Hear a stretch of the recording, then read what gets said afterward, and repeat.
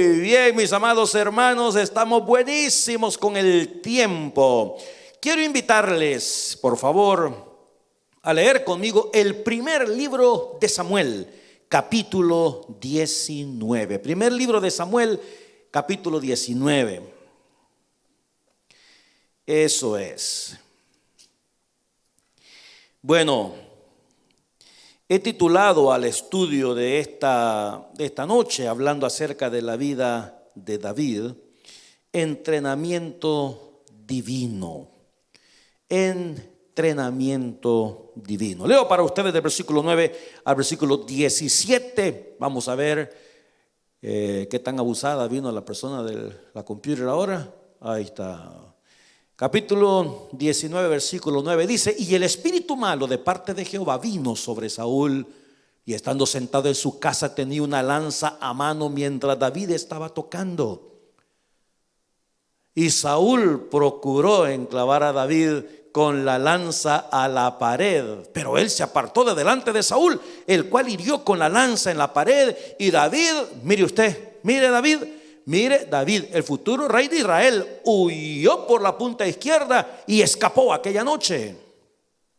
Saúl envió luego mensajeros a casa de David para que lo vigilasen y lo matasen a la mañana. Fíjese que hay cosas que son tan interesantes, ¿verdad? Por ejemplo, en este versículo me llama la atención que lo vigilasen y que lo matasen a la mañana. Curioso se me hace, ¿verdad? No en la tarde, no al mediodía, no en la noche, a la mañana. Mas Mical, su mujer, avisó a David diciendo: si no salvas tu vida esta noche, mañana serás muerto. Y descolgó Mical a David por una ventana, y él se fue una vez más, otra vez el rey. Otra vez huyó y escapó por la punta izquierda. Tomó luego Mical una estatua y la puso sobre la cama y la acomodó por cabecera una almohada de pelo de cabra y la cubrió con la ropa. Y cuando Saúl envió mensajeros para prender a David, ella respondió: está enfermo. Volvió Saúl a enviar mensajeros para que viesen a David diciendo: traédmelo en la cama para que lo mate.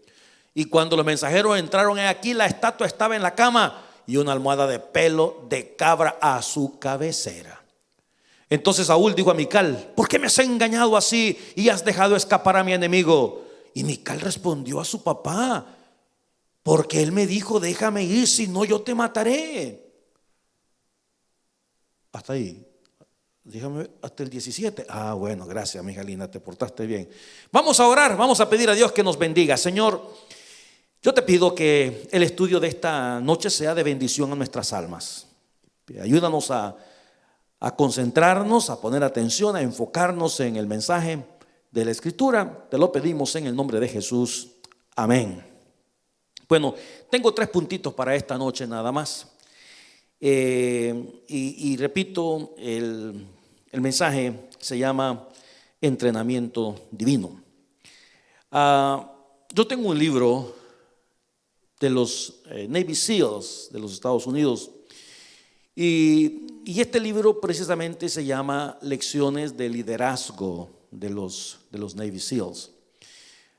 Este es una élite de fuerzas especiales en los Estados Unidos que mantienen unos secretos extremadamente confidenciales por el tipo de preparación que se realiza.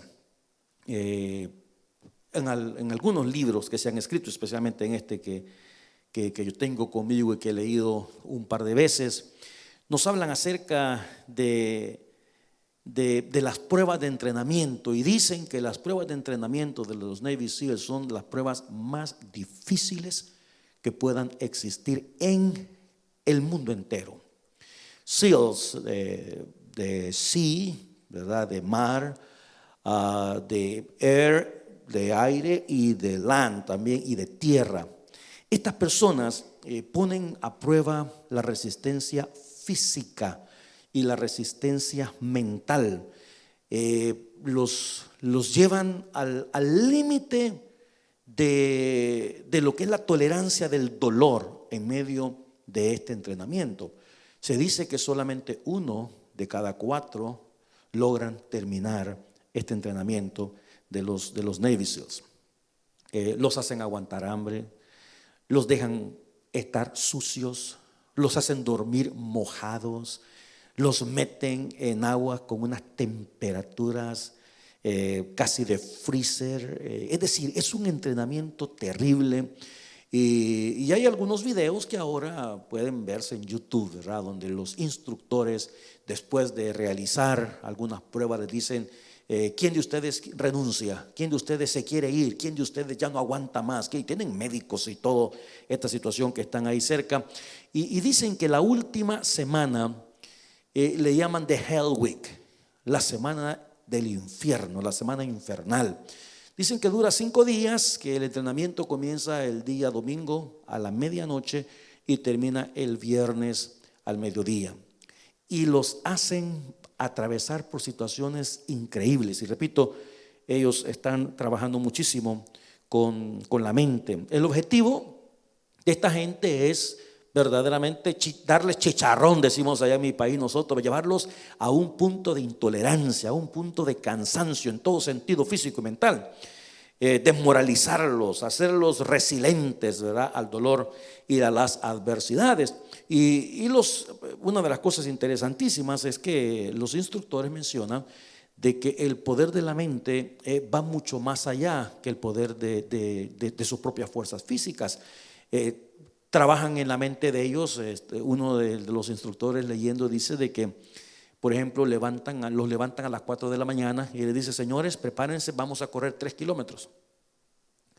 Entonces se levantan muy temprano y van a correr 3 kilómetros. Pero la cosa es que después de que han corrido los 3 kilómetros, algunos dicen: 3 kilómetros los echamos en 2 patadas, y dan toda la fuerza, vida y por haber. La cosa es que al llegar a los 3 kilómetros, el instructor sigue corriendo y corre 27 kilómetros más.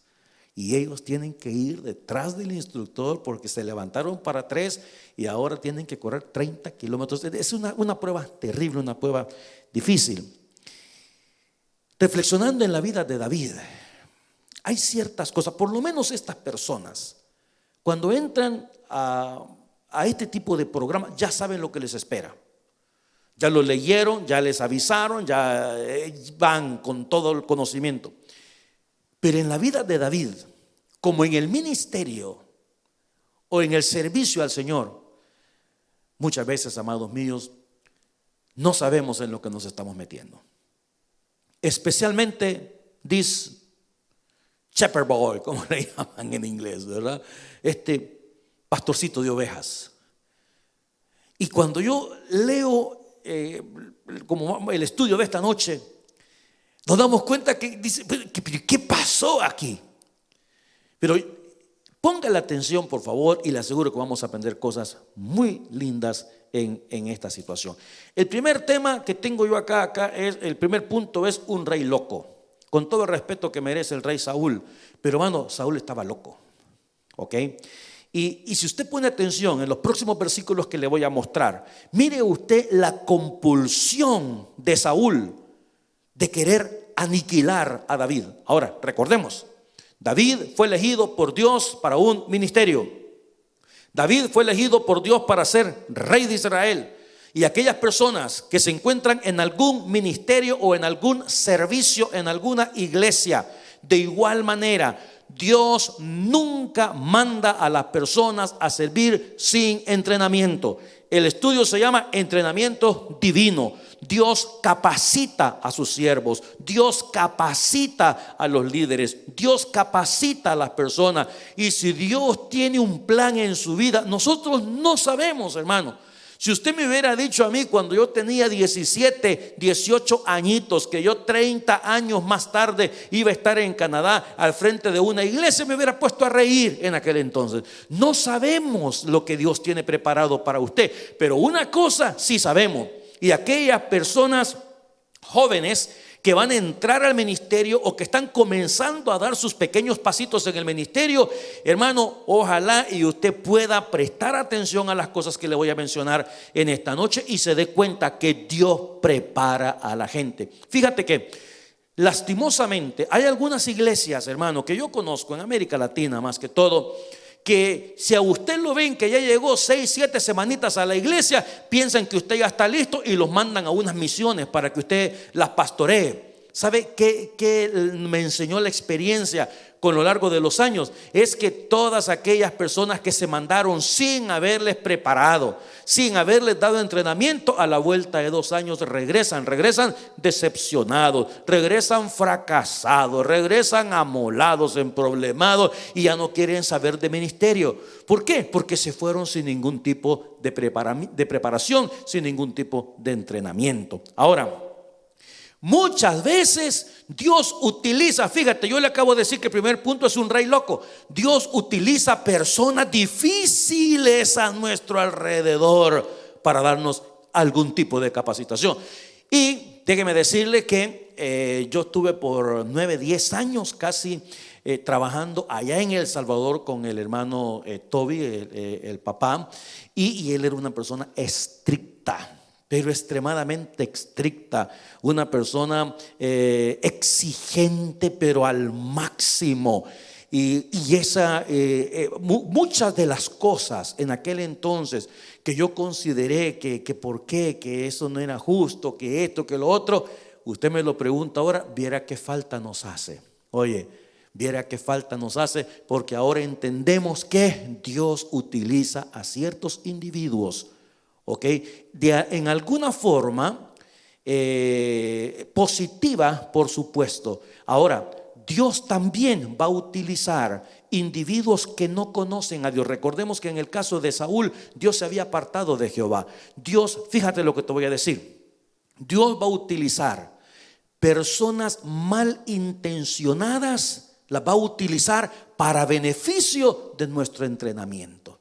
Ahora, el entrenamiento que yo recibí fue porque así es la personalidad, así era la personalidad de él. En ningún momento fue una mala intención, al contrario, el pastor general lo hizo no solo conmigo, lo hizo con una gran cantidad de pastores, pero lo hizo a propósito, lo hizo para que aprendiéramos el ministerio, lo hizo porque él ya había atravesado por una serie de situaciones y de adversidades. Fíjate que aquí tengo yo en la obsesión de un hombre que por ese espíritu malo, que comenzó a hacer cosas malas, todo por celo.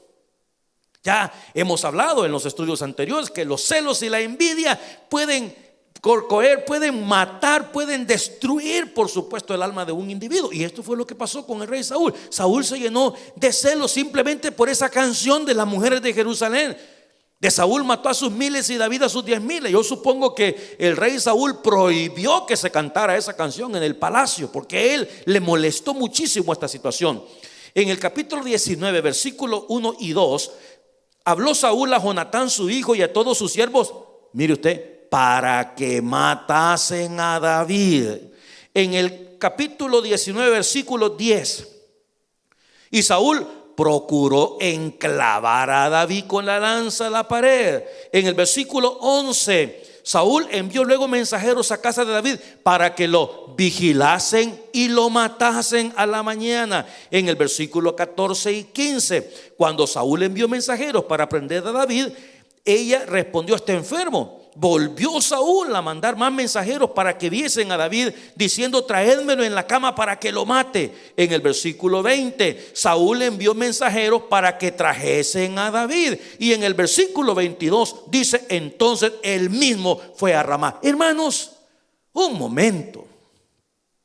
Yo le he leído 1, 2, 3, 4, 5, 6, 7 veces en un solo capítulo que el rey Saúl quería matar a David. Ahora, yo le hago una pregunta a usted: ¿y qué culpa tenía David usted?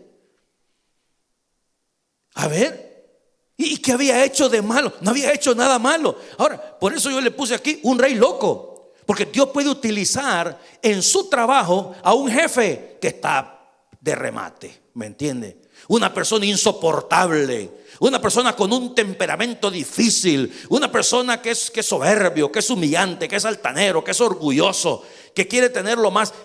Póngale atención a ese tipo de situaciones también. Saúl se enloqueció.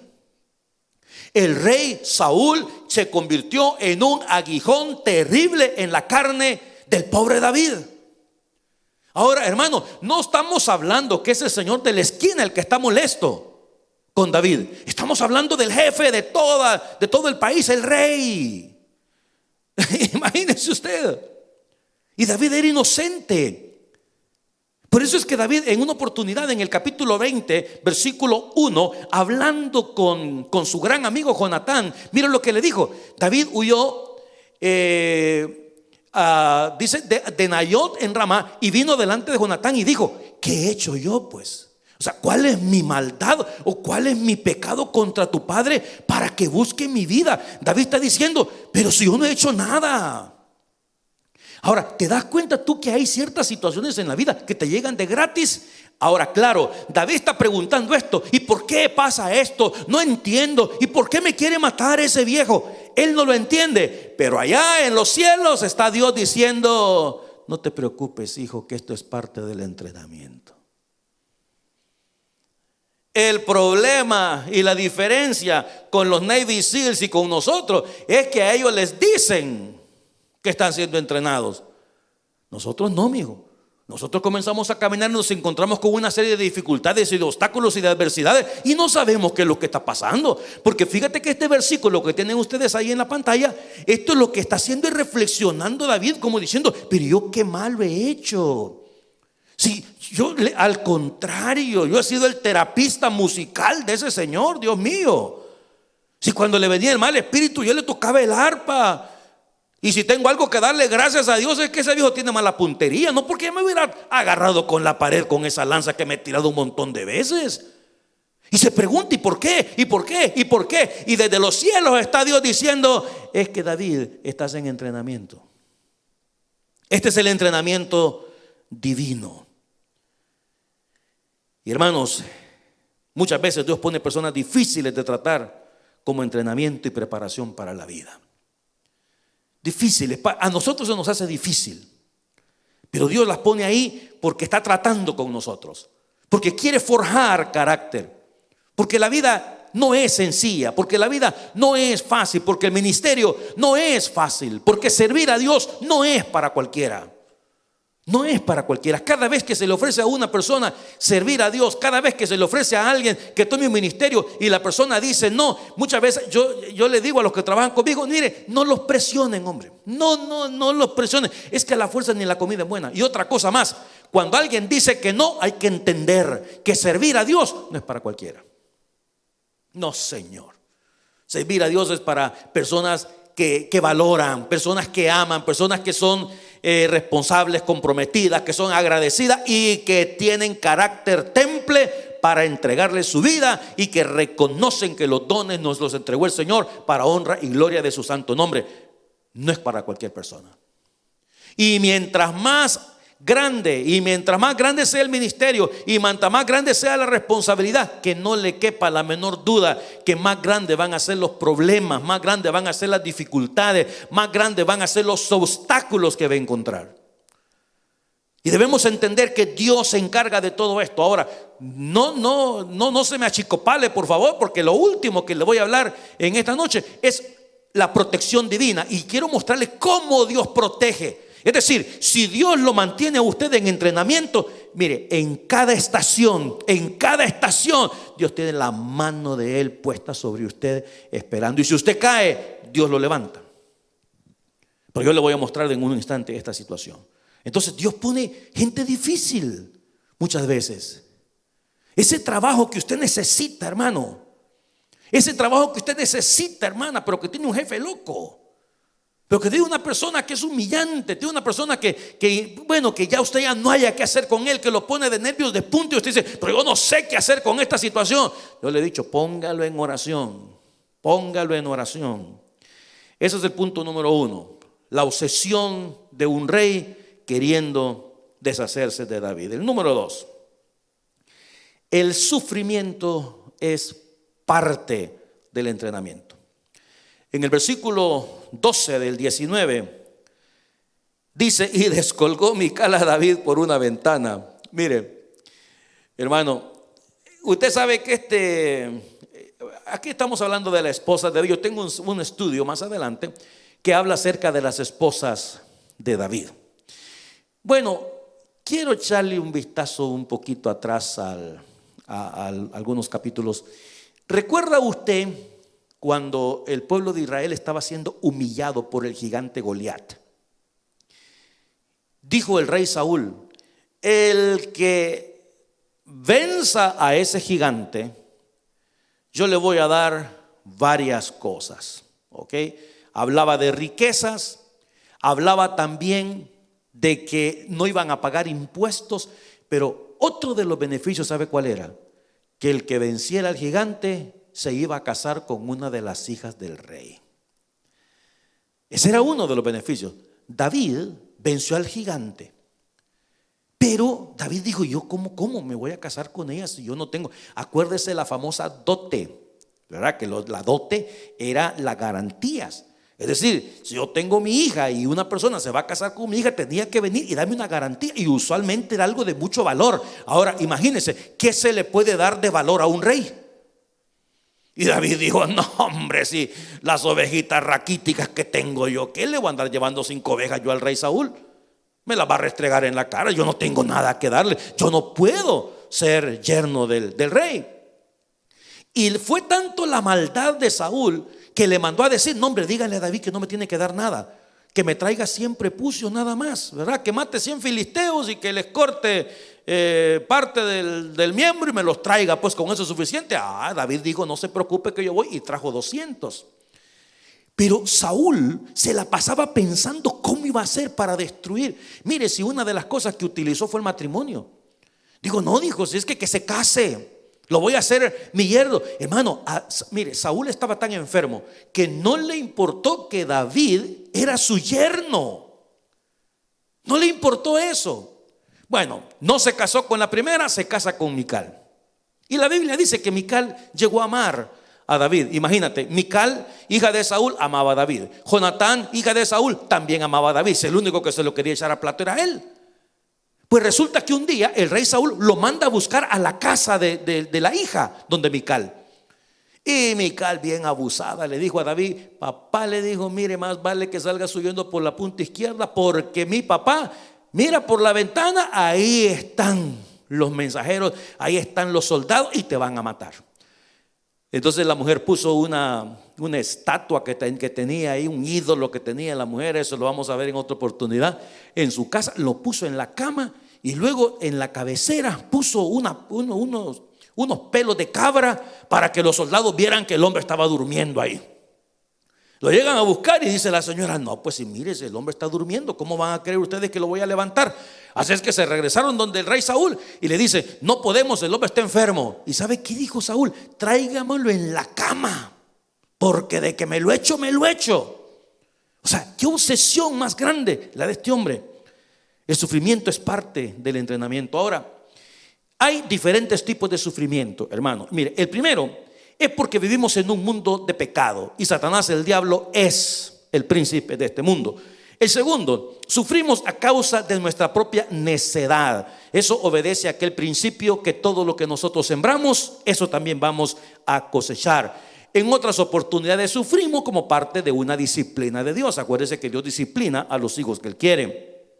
Podemos también sufrir por persecución de la fe, pero también sufrimos porque estamos en entrenamiento, es decir, Dios nos está entrenando. Cuando el apóstol Pablo le escribió a su hijo en la fe, Timoteo, en 2 de Timoteo capítulo 2 versículo 3, dice: tú pues sufre penalidades, y mire usted, como buen soldado de Jesucristo. Es decir, sufrimiento es parte integral del entrenamiento. Ahora, escúcheme esto que le voy a decir. El sufrimiento requiere paciencia. El sufrimiento requiere paciencia y el sufrimiento requiere que respondamos de la manera correcta. Estas dos frases que yo le acabo de decir han sido, hermano, la razón del fracaso de cientos y cientos de pastores, de cientos de servidores y cientos de personas que no tuvieron la paciencia. Porque miren, el sufrimiento es parte del entrenamiento. Si usted me pregunta a mí del sufrimiento en todos estos años de ministerio, sí, Yo desde el principio yo quise tirar la toalla. Desde el principio. Porque uno llega un momentito que hay hermanitos tan lindos pero que lo sacan de onda a uno. Y uno dice, ¿y yo qué necesidad tengo de estar aguantando esto? Pues mire, uno llega a un punto de decir, pero si la gente ni aprecia siquiera. Yo me acabo de encontrar con una familia hace unas ay, pastor, y mire, pastor, yo lo quiero mucho y que no sé qué, y uno dice, mejor ni digo lo que dije. Digo, si verdaderamente me quisiera, si verdaderamente me amara, si verdaderamente dice que siente lo que siente, aquí estaría siendo parte de la iglesia, sirviendo, trabajando. Mire, hermanos, hay ciertas cosas que mejor ni las digo por vergüenza y para no poner a las personas pues en situaciones incómodas. Pero hemos bendecido, hemos ayudado, hemos hecho qué cosa. Gente que, pero hermanos, si le contara, entonces llegamos a un momentito que decimos, no, ¿sabe qué? No friegue. Y en esos videos aparecen algunas personas que ya vienen, ¿verdad? Y diciendo, y cuando pregunta el instructor, ¿alguien se quiere retirar? Dice, yo ya me retiro, ya esto no es para mí. Y usualmente cuando la gente sale hablando tonteras, ¿no es cierto? Sale hablando cosas. La paciencia. En medio del sufrimiento, agachar la cabeza, escuchar la situación, aprender a oír, aprender a escuchar, se requiere de paciencia. Y fíjate, el sufrimiento requiere que respondamos de la manera correcta. Porque si en medio, mira, David, la pregunta que David le hace a Jonatán, las 2, 3 preguntas, ¿y yo qué he hecho pues? ¿Cuál es mi mal? ¿Cuál es mi pecado? ¿De qué forma yo he ofendido a tu papá para que me quiera matar? La respuesta es ninguna, ninguna y ninguna. El problema, David, en ese momento, el problema de David es que él estaba viendo enfrente de él. Y el asunto no era de enfrente, el asunto era de arriba. Si era parte del entrenamiento. David, vas a llegar a ser el rey de Israel. David, vas a tener a una multitud debajo de tus pies. David, vas a ser el líder de una nación. Necesitas pasar por el entrenamiento. Y el entrenamiento requiere sufrimiento en muchas áreas. Cuando llegues a momentos que ya no aguantes más, paciencia. Porque hay personas que comenzaron el entrenamiento y estaban, mira, yo recuerdo una de tantas situaciones que viví en otras partes, de que una vez, por ejemplo, allá en mi país, hubo un pastor que lastimosamente, pues, por situaciones adversas, decidió irse de la iglesia y se llevó casi la mitad de la congregación, hermanos, allá en El Salvador. Casi la mitad de la congregación. Pero y claro, después cuando uno hablaba con este pastor que se había llevado a la gente, que se había ido, usted escuchaba ese resentimiento y usted escuchaba ese tipo de situaciones y usted dice, ¿y por qué? Si es parte del entrenamiento. ¿Por qué no terminas tu entrenamiento como Dios quiere que lo termine, con la frente levantada hasta el final, y sale usted por la puerta de enfrente, la puerta abierta, con honores y recibir lo que Dios te ha dado en tu vida? ¿Ok? Pero la falta de paciencia de muchos, yo no estoy aquí para aguantar ese viejo. Yo tengo orgullo. No, yo tengo mi carácter también. Conmigo no van a hacer tal cosa conmigo. ¿Sabe qué? Agarre sus cositas y nos vemos, hermano, porque usted no logró tener la paciencia en medio del sufrimiento, porque su orgullo es más grande que lo que Dios está haciendo en usted. Y esto, hermanos, si yo les contara, miren, me han invitado a iglesias por 25 años. Y todavía llego yo al púlpito de Dios y les digo, bueno, hermanos, mire, tengo 25 años viniendo a esta iglesia, y en estos 25 años han habido 6 pastores. 6 pastores han habido en estos 25 años. Pero los diáconos y los hermanitos que me conocen desde hace tanto tiempo son los que siempre dicen, el pastor David, traigamos al pastor David. ¿Y qué pasó con esos pastores? ¿No aguantaron el ácido? Todo lo que ellos, porque le voy a decir una cosa, lo que ellos consideraban una injusticia, lo que ellos consideraban que eso es inaceptable, es parte del entrenamiento divino. Es parte del entrenamiento divino. y la falta de paciencia y el responder de una manera equivocada ante el sufrimiento. Porque uno puede decir, no, ¿sabe qué? Yo estoy harto de esto. Yo estoy cansado, yo ya no quiero seguir más con esta situación. No, pues hay que llamen a otro. El sufrimiento es parte del entrenamiento. Santiago capítulo 5, versículo 10, dice Santiago: hermanos míos, tomad como ejemplo de aflicción. Y mire la otra palabra que le sigue. Y de paciencia. A los profetas que hablaron en nombre del Señor. 11. He aquí, tenemos por bienaventurados a los que sufren. Habéis oído de la paciencia de Job y habéis visto el fin del Señor. Estas dos cosas son lindísimas. Mire, si Job maldice a Dios, si Job comienza a reclamar ese orgullo, ¿verdad?, de mucha gente, que no, que yo, que aquí. Si Job hubiera dicho, si yo no he hecho ninguna cosa mala, yo he ofrecido sacrificios aún hasta por mis hijos. No, esto no es justo. Maldice a Dios. ¿Sabes qué, mi hija linda? La verdad que tenés razón, porque Dios es injusto. Ahí hubiera muerto todo. Pero Job estaba en entrenamiento y lo soportó y lo aguantó y lo sufrió de la mejor forma. Honró a Dios, exaltó a Dios, adoró a Dios. Y después de eso dice la escritura que tuvo muchas cosas más, el doble, el triple de lo que había tenido antes. Porque así es este tipo de situaciones. Ahora, también en la reflexión nos hacemos una pregunta válida. Dios pudo haber detenido a Saúl. ¿Escuchó esto? Dios pudo haber detenido a Saúl, pero Dios lo permitió porque tenía un propósito. Entonces, esto cambia la oración.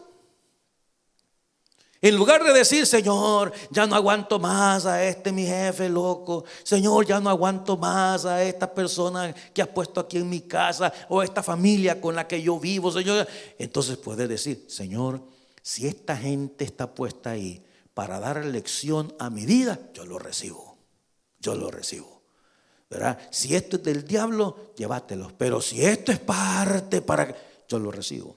Entonces, Dios puede detener todas las cosas porque Él es Dios, pero las permite porque estamos en entrenamiento.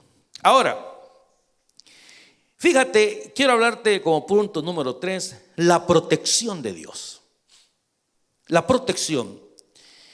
Sufrimiento 101. ¿Se acuerda usted cuando David dijo, no, si yo he peleado con leones? ¿Has peleado con leones? Sí, y los he vencido. No me digas. Ok.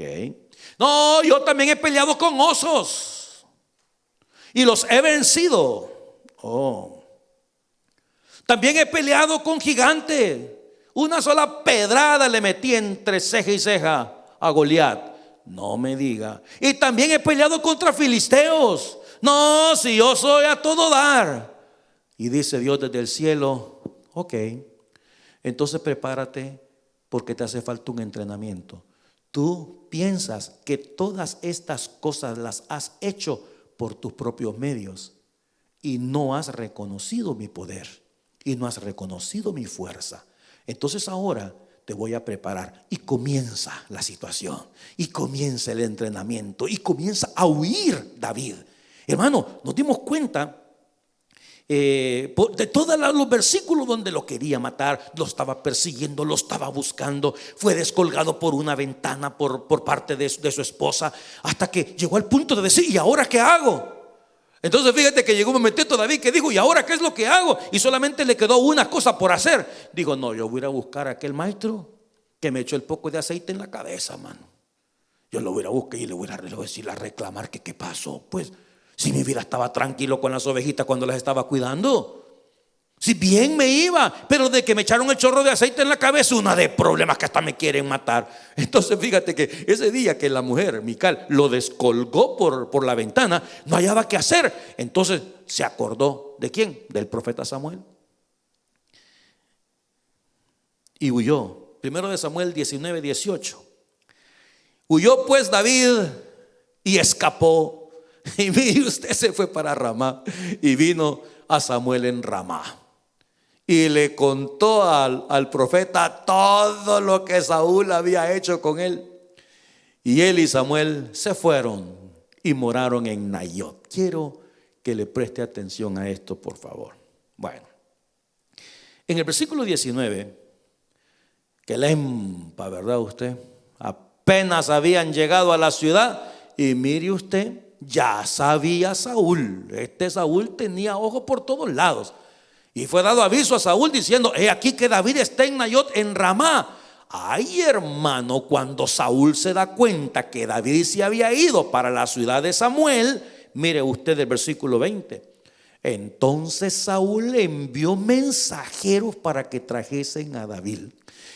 Mire, hermano, esto es a mí, claro, para algunas personas no, ¿verdad? Pero a mí se me hace que Dios usa métodos que nosotros no entendemos.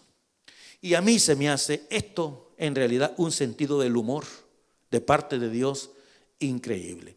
La protección de Dios es que, mire, David tenía que entender que Dios lo iba a proteger, hombre. Que Dios iba a buscar cualquier cosa para protegerlo. Y en este caso, mire usted, mandó mensajeros. Ahora, la ciudad de Nayot, hermano, era donde estaba el profeta Samuel. En el Antiguo Testamento se nos habla de la escuela de los profetas. Profetas, personas que hablaban de Dios, personas que predicaban, personas. Entonces Samuel estaba a cargo de esta escuela de los profetas. Y estaban los profetas profetizando, estaban predicando. Entonces, mire usted el sentido del humor de Dios. Dice Saúl: váyanse para Nayot y vayan a traerme a David. Ponga atención a lo que pasó. Versículo 20 dice: envió mensajeros para que trajeran a David, los cuales vieron una pequeña compañía de profetas que hacían, predicaban, profetizaban. Y a Samuel, que estaba ahí, y él era el que los presidía. Samuel era el jefe de los profetas. Y vino el Espíritu de Dios sobre los mensajeros de Saúl, y ellos también comenzaron a profetizar. Usted se puede imaginar la escena. Aquí venimos nosotros a traer a David porque el rey Saúl dice que lo llevemos. Y comienzan ellos a profetizar. Eso es en el 20. Ahora mire el 21. Ay, Dios mío, ahí está. Cuando lo supo Saúl, esa fue culpa mía, ¿ok? Cuando lo supo Saúl, imagínese usted, hermano, miren. Yo hubiera tenido miedo con Saúl, porque Saúl solo de matar hablaba. Mandan los mensajeros, traigan a David. Y ahora resulta que regresan los mensajeros y le dicen a Saúl: ¿dónde está David? No lo trajimos. ¿Y por qué no lo trajeron? Es que, mire, rey, usted no nos va a entender lo que le vamos a explicar. Cuénteme qué fue lo que pasó. Mire, nosotros llegamos y resulta que ahí estaba Samuel con unos profetas. Y los profetas estaban profetizando. ¿Y qué tengo yo que ver con eso? Pues cuando nosotros llegamos comenzamos a profetizar también. Entonces dice que en ese versículo 21 que envió a otros mensajeros. ¿Y qué hizo Dios? También profetizaron. Y Saúl volvió a enviar mensajeros. Escuche, amado mío, por la tercera vez. ¿Y sabe qué pasó? También profetizaron. Hermanos, ya 3 veces. Es que mire, Saúl, no lo pudimos traer porque nosotros que llegamos y nosotros que comenzamos a predicar también usted. Pero usted a predicar, si es que el poder de Dios nos puso a predicar. 3 compañías de mensajeros. Entonces se molesta Saúl y dice: ustedes no sirven para nada, quítense de aquí. Y entonces de ahí sale esa famosa frase de liderazgo, ¿verdad? Si quieres, como dicen algunos, equivocada, por cierto, que las cosas sean bien, hazlas tú mismo. Entonces mire el versículo siguiente. Entonces, él mismo fue a Ramá. Como no lo pudieron traer, resulta que ellos mismos fueron. El propio Saúl fue. Y llegando al gran pozo que está en Secú, preguntó diciendo: ¿dónde están Samuel y David? Ahora, quiero dejarlo hasta ahí. Quiero dejarlo hasta ahí. Y si usted tiene su Biblia, quiero pedirle que se vaya al Salmo capítulo 59. Mira, en la pantalla tenemos el Salmo. Yo no sé si en los teléfonos aparece esto que yo voy a leer. Antes del capítulo 59, aquí en mi Biblia, dice: oración para ser librado de los enemigos. Y dice más: al músico principal, sobre no destruyas. Mictán de David, cuando Saúl ordenó que vigilaran la casa de David para matarlo. Se cree que este Salmo 59, David lo escribió precisamente en este momento que nosotros estamos estudiando. ¿Y sabe qué le dijo Dios en ese primer versículo? Señor, líbrame de mis enemigos. Oh Dios mío, ponme a salvo de los que se levantan contra mí. El versículo 2, líbrame, líbrame, líbrame, ponme a salvo, sálvame de hombres sanguinarios. Hermano, esto quiere decir que el alma de David había llegado a un momento de tormento espiritual. David pensó que se iba a morir.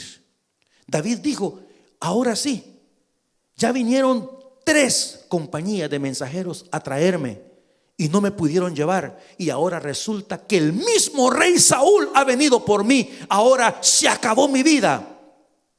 Eso fue lo que David pensó, y surgió este Salmo 59 enfrente de nosotros. Ahora, este punto del que estoy hablando es la protección de Dios. Dios hizo que la primera compañía se pusieran a profetizar juntamente con los profetas, gente inconversa. Dios hizo que los segundos paganos profetizaran también. La tercera compañía también profetizó. Ahora regresemos por favor al versículo en el que estamos, 1 Samuel 19, en el versículo 19.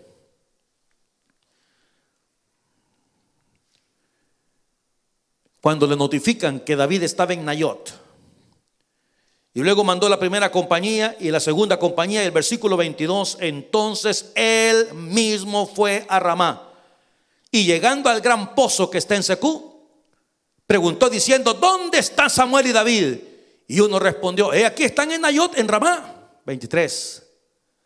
Y fue a Nayot en Ramá, y también vino sobre él el Espíritu de Dios, y siguió andando y profetizando el rey Saúl, hermanos, hasta que llegó a Nayot en Ramá.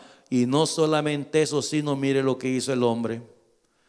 Y también se despojó de sus vestidos y profetizó igualmente delante de Samuel, y estuvo chulón todo aquel día y toda aquella noche.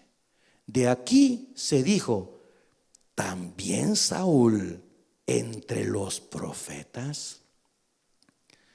Ahora, valga la salvedad que algunos estudiosos consideran que en realidad, cuando dicen que se despojó de sus ropas, no fue que se quedó desnudo completamente, sino que se despojó de sus ropas reales, que se quitó su capa, se quitó su cinto, se quitó todo aquello y se quedó como si fuera una persona como cualquier otra.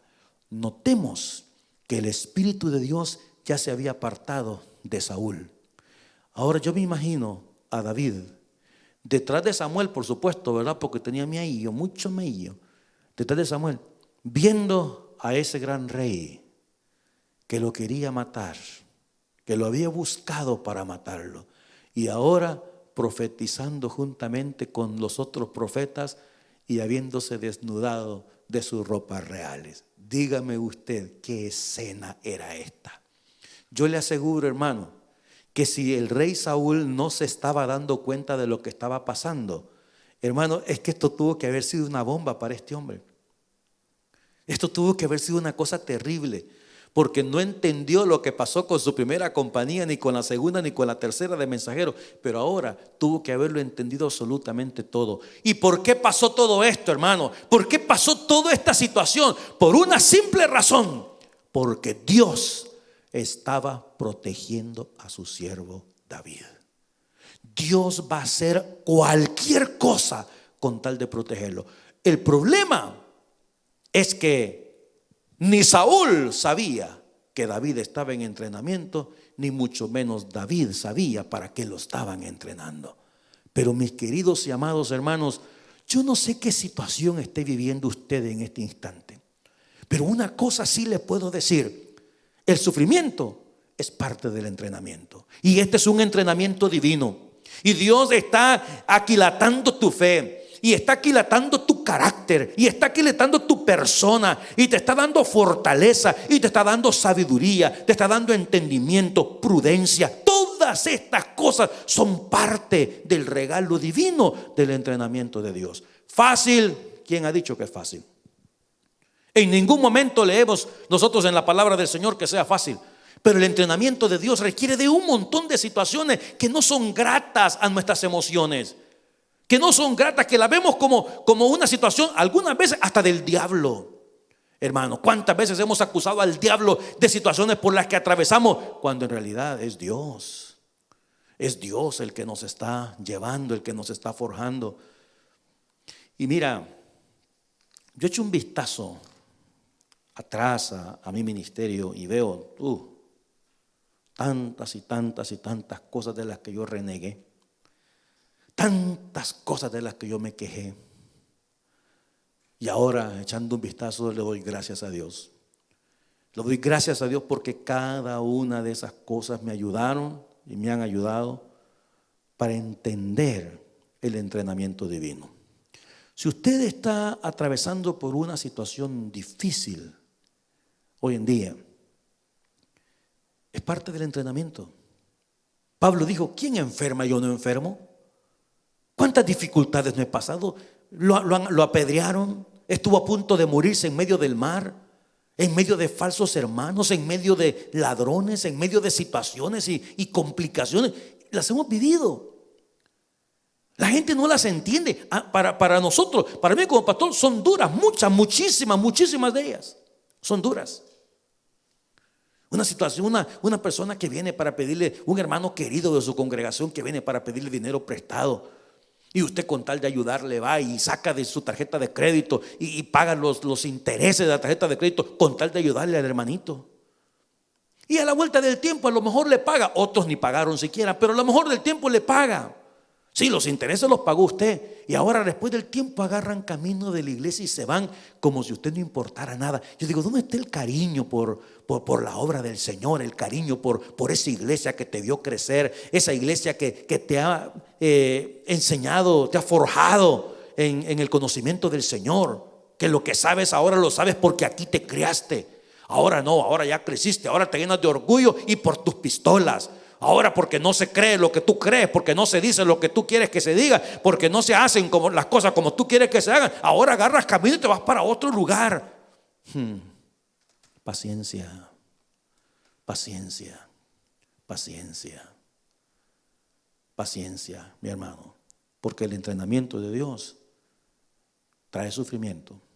El sufrimiento es parte del entrenamiento. Responda de la mejor manera. Levante sus manos al cielo, porque mire, en ese momento, cuando David vio a Saúl tal vez danzando y profetizando junto con los otros profetas, dijo: Señor, lo que tú eres capaz de hacer. Esas palabras del Salmo 59, líbrame, Señor, sálvame de los que me quieren matar. ¿Y sabe qué es lo más lindo de todo esto? Que para que Dios detenga a nuestros enemigos, no tiene que matar a nadie, hermano. Simple y sencillamente lo pone a profetizar. Saúl salió desde ese momento de regreso para el palacio. Vamos a continuar la próxima semana, porque sin lugar a dudas que ciertas personas nunca cambian. Pero David siguió su entrenamiento. Así es que si usted en este momento está pasando por alguna tribulación, por alguna calamidad, por alguna situación difícil, y usted no entiende por qué y por qué y por qué, y se ha hecho esa pregunta 400 veces, vuelva su mirada al cielo. Esto se llama entrenamiento divino. Incline su rostro, oremos al Señor. Padre, te damos gracias por tu palabra. Te damos gracias por este entrenamiento que verdaderamente es divino. Por el sufrimiento, por las adversidades, los obstáculos, los problemas, por aquella gente que tú pusiste en nuestro camino, que nos ayudaron a forjar nuestro carácter, que nos ayudaron a ser humildes, que nos ayudaron a ser dependientes de Dios y a tener prudencia, Señor. Ahora te pido que el mensaje de esta noche pueda bendecir los corazones, especialmente de aquellas personas que han sido llamadas para el ministerio y aquellos que han sido llamados para servir a tu reino.